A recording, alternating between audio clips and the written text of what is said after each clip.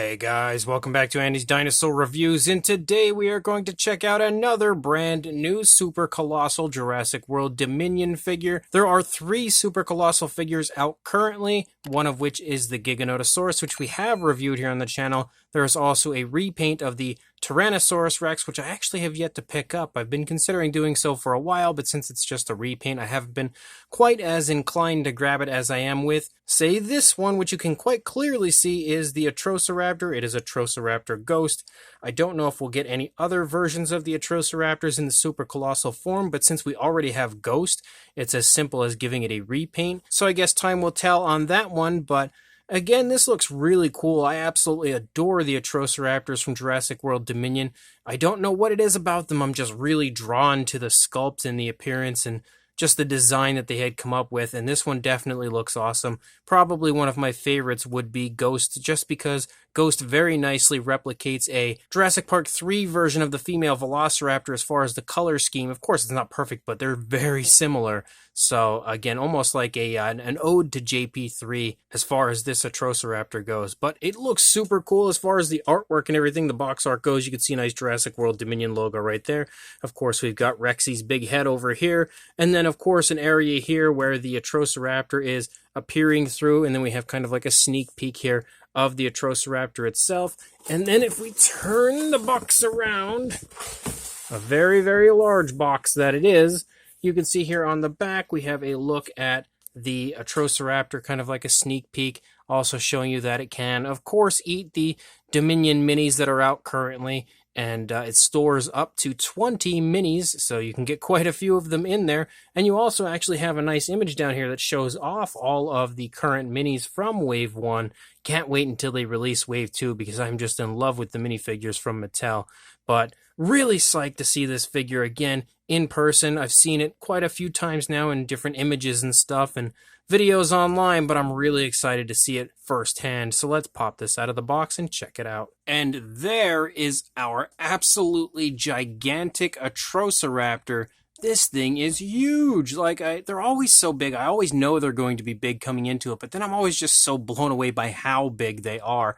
This one looks like it could potentially be the tallest out of all of the Super Colossal figures because the legs are really quite upright and it just generally seems so tall to me. I'll definitely have to compare them once I take them outside and get, a shot outside of the different Colossals with this one because I'm not going to be able to do that in here and see if it is in fact the tallest. But it definitely feels to me like it could potentially be the tallest, but really nice sculpt. I was actually also wondering if this one was going to end up being just kind of like a retool of Velociraptor Blue, because you would think that the Atrociraptor and Velociraptors would share similar body types as far as the Jurassic World versions go, but looking at it here, I really can tell that it's definitely not. It is its own individual sculpt, so that's really cool as well. Honestly, this is a gorgeous looking Atrociraptor here at first glance, so let's go ahead, jump straight to a closer look at it right now. So starting up here at the head sculpt of our Atrociraptor, you can see that the scale detail is phenomenal through the entire head sculpt. We have some really nice, so many different varying sizes of scales. Like just looking here in the palette, you can see many, many different sizes of scales, but it doesn't just, contain that type of an appearance within the palette. You can see it as we get closer up here to the snout, we get kind of a finer scaling closer to the jawline, larger scales. You can see finer scaling in the eye socket area and a giant mixture of different sizes scales there for the lower jaw, so lots of scale variation to the figure. And then you have kind of almost like armored type of scales that run up here along the top of the head of the Atrociraptor, and you've also got the nostrils that are very nicely sculpted out. Primarily the face is nothing more than a white coloration, like in off-white almost, but we also have some variations of browns you can see here that kind of border around the eye socket and then kind of leak down, run up on top of the palette and leak down in the eye socket and everything like that. Really nice coloration, fairly reminiscent to what we see on the Atrociraptor in Jurassic World Dominion. Of course, you have an articulated jaw, and yes, the upper and lower jaws articulate. I love the tone of color they've used for the inside of the mouth. You can see some fantastic sculpt and detail there on that skin flap, but really nice, very realistic tone of color, I would say, for that area. You can see all of the teeth are sculpted really nicely. They're also painted with kind of like an off-white, almost bordering on a yellow, I would say, like a light yellow, so they have a very realistic appearance. And then if we Bring the camera up here, you can get a good idea of what the inside of the mouth looks like. You can see the tongue is incredibly nicely textured. Very, very nice coloration again, chosen for the inside of the mouth. Of course, we can look down there inside the throat where our minis would go. And then you have the detailing here on the upper side of the mouth also. Looks decent. Not quite as nice as what you see on the tongue and everything, of course, but it looks okay. You've also got a beautiful eye painted there. Of course, the inside of the mouth also sports a nice gloss coat, but you also have a really nicely painted eye with kind of like a red-orange, nice black slit-like pupil, and that as well kind of has a glossy look to it. There's also a strong speckling to the figure, like really strong, of almost like some reddish-brown type of speckles, and I don't know how well you could see it here on camera, but it's honestly everywhere on this figure, not just here on the head sculpt, but it is really abundant here on the head sculpt, but it does run pretty much everywhere on the figure. And then you can get a good look as to what the scale detail and everything looks like here on the top of the head. That kind of armored type of a cluster of scales that runs along the sides of the top of the head. And then more casual, more natural looking scaling here on the top center of the head. And again, all of those kind of speckles. You can really see the speckles are incredibly abundant up here. As you start to move back here into the neck, you get a dark brown striping, that same dark brown that we saw on the face right there. Again, more incredible scale detail. The scale detail on this is super, super vibrant. But as you move down a little further, you have some more stripes, but these are a different tone of brown than what you see up here. This is a lighter shade of brown than, again, what we see right there. So some color variation, which looks pretty cool. You can see some nice creasing as you lead down the course of the neck of the Atrociraptor. The throat as well is really nicely highlighted in the sculpt, and of course the skin texture and the scale detail continues to look fantastic as you move down the course of the figure. Moving down a little bit, you can see kind of like a little bit of movement right there, right before you hit the shoulder area of our Atrociraptor. Again, more of those dark brown stripes you can see kind of all over the place. They run pretty much everywhere. We have a little area here where I'm not sure if that's meant to be like a skin crease or an injury. It honestly could be taken as both. But you can also see like some osteoderms and stuff showing up here and there, kind of small clusters of osteoderms or just larger scales. I do have the arms down here kind of held into the body in what I would deem a pretty natural looking position. You could see some nice muscle definition moving down the course of the arm. Again, some more osteoderms up here at the top of the arm before we move down. And again, the scale detail is super nice looking, like incredibly, incredibly vibrant. This would be a very good figure to repaint if you wanted to repaint the other Atrociraptors and have a gigantic clan of Super Colossal Atrociraptors. As you continue to move down, you can see some nice creasing in the elbow. You've also got the elbow itself present. You do, of course, have articulation in the wrist, so you can kind of move the hands however you would like, but the hands look really good. You've got some nice fine scale detail here for the undersides of the fingers, and then kind of like a scoot-like appearance running down the front of the hands. It's not too easy to get a good position of the hands because we're so close to it right now. But there you go. You can see how the hands and the scoots and everything look pretty good. You've also got, again, that speckling running down there. You've got some nicely painted nails on the hands with a black, nice glossy black. That is definitely not something you see every day from Mattel, so we should definitely soak that up because it's not something we will probably see in the future too often either. I was almost super excited because I thought, well, if the fingernails are painted out, maybe the dew claws are, but actually looking down there, the dew claws are not painted. Of course, we can't get every claw painted. If I can move these hands out of the way, you can see the scale detail and everything here for the underside, as well as that kind of latch area where you would open it up.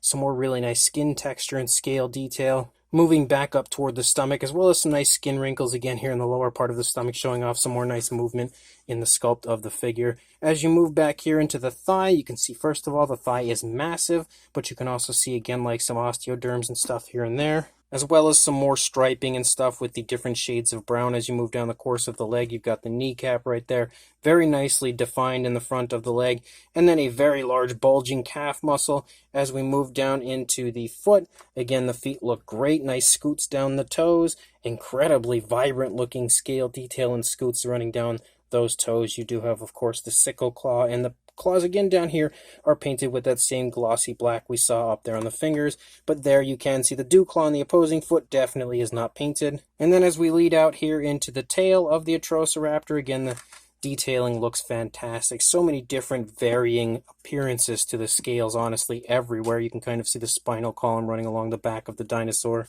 And then as you lead out the tail, You get a few more stripes and kind of designs and stuff with that darker brown before we get this little bit of a lighter shade of brown, more fantastic skin texture, and then we don't have any more stripes past this one. This is the last stripe we get. The rest of the tail is the same coloration that you have for the majority of the body. You do, however, and I'm going to have to turn it to show you, because I just generally have more room on the opposite side, but you do have a nice curve to the tail, which you can see it comes out, bends, and then bends back the opposite way, and then has a nice curve there at the tip of the tail. But again, as you continue to move along the other side of the tail, you can see that we have that same style of kind of splotchy brown showing up within the off-white of the body color, but it's a different appearance over here compared to the initial side, so it looks a little bit different, but that pretty much, again, that same style of coloration. You can continue to see that here as far as we give like that splotchy brown. Same deal over here in the thigh. Of course, the legs are in a different position over here compared to what you saw on the previous side, but they're kind of both pushed together right now just so I can,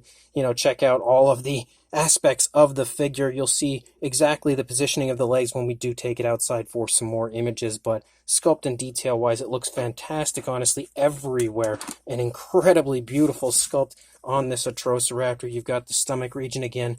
Over here, if the leg were forward like it should be, I feel like we'd see a little less of the stomach because the leg would be obscuring it, but since we have the leg, pushed back, since it can articulate, we can see it a little bit better currently. Some more of those skin wrinkles and stuff down here in the bottom part of the stomach, and then again, the arm sculpt. I love the fact that we can kind of articulate the wrists to hold them in a little bit more of a natural position, kind of, but it's not really all that good because when you try to actually get them in the position that you would want them so that they're not pronated, they kind of like entangle and they're just a little bit of a mess. But as we move back up here, you can again see the neck and head sculpt and everything looks pretty much the same as it did on the initial side. Just absolutely gorgeous work on the part of Mattel. I'm so psyched to have another Super Colossal figure, even though I don't really have room for any more. I will always buy these figures because the value is incredible. For a dinosaur this big, as beautifully sculpted as it is, for I think this one was actually like $65. So it's a little bit more expensive than they normally are, but even at $65, this thing is an absolute steal as far as an enormous Atrociraptor like this. Now, as far as articulation goes, I'm not going to be able to physically show you all of the articulation just because I have to have the camera held up here. I won't be able to do it, with just one hand. But we do have the articulation of the jaw. Of course, the upper and lower jaw can move and open very nicely. There's also an area of articulation right there in the neck, so you can kind of swivel and turn the neck around. Not every Super Colossal figure has that, so it is really cool to have that type of articulation from time to time. You also, of course, have the articulation in the arms where you can move them forward and back, as well as the articulation in the wrists where they can swivel. You then have hip articulation as per usual when it comes to this type of figure, as well as ankle articulation down there, so you can swivel the ankles as well. And then, of course, your standard articulation in the tail, where you can kind of move it around a little bit as well as swivel that. So all of your usual articulation with Super Colossal figures, with just a slight bit extra than some, like the T-Rex I don't think had that articulation in the neck, but this Atrociraptor definitely does. I remember the Indominus had it. I think the Carnotaurus might have had it. I'm pretty sure Velociraptor Blue had it. Don't remember if the Giga had it or not, but again, I know not everyone gets that neck articulation, but it is definitely fun to have it on the Atrociraptor. Now, as far as a size goes, and I have to hold the camera kind of awkwardly to do this, but for a length from the tip of the tail to the snout, you are looking at over 3 feet straight away. You can see that much. But I would say about 36.5 inches, somewhere in that vicinity, or around the 92.5, closing in on 93 centimeter area. Then for a height, in the positioning that the Atrociraptor is currently in, which it has kind of the front portion slightly crouched, but you can change this to pretty much however you would like. You can rear it up if you would really choose to, but you are looking at right around the 15, I'd say about 15.25 inches, or right around 39 centimeters to the top of the head. And then for the tail, which I don't know that I'm actually going to be able to get in screen at all. Actually, I'm definitely not going to, but I'll measure it and just let you know. About 22 inches, or around the 56 centimeter mark, so incredibly huge. As far as a size comparison goes, there's Mr. Papo T-Rex, the Attack Pack Colovosaurus, and Robert Muldoon down there from the Mattel Jurassic World toy line, next to our massive Atrociraptor, and you can really see again that there is just no comparison when it comes to a size on any Super Colossal figure. It completely towers over everything. It honestly looks like Godzilla next to these other figures right here. And then for another comparison next to the other Atrociraptor ghost figures that are out currently, you can see yet again, no comparison. The Super Colossal, again as to be expected, just completely annihilates everything as far as an Atrociraptor goes that Mattel has released prior to this. So this brand new Mattel Jurassic World Dominion Atrociraptor Ghost Super Colossal version is fantastic. I am absolutely in love with this. It might be my second favorite Super Colossal figure that I have. Of course, the Carnotaurus is going to take the #1 spot. The Giganotosaurus is kind of trailing right behind, though, because I love that Giganotosaurus, but this Atrociraptor is just beautiful. The sculpt is insanely nicely done. Really, really vibrant detailing throughout. Very nice fine detail as well, with like different skin wrinkles, skin folds, creasing and everything. But I just love how much work and care goes into these figures. Like, you can tell Mattel consistently aims to give us the best possible sculpt when it comes to detail, because there are so many varying sizes of scales through the course of the entire figure and just so much fine detail. It is honestly a marvel to sit back and look at how nicely sculpted it truly is.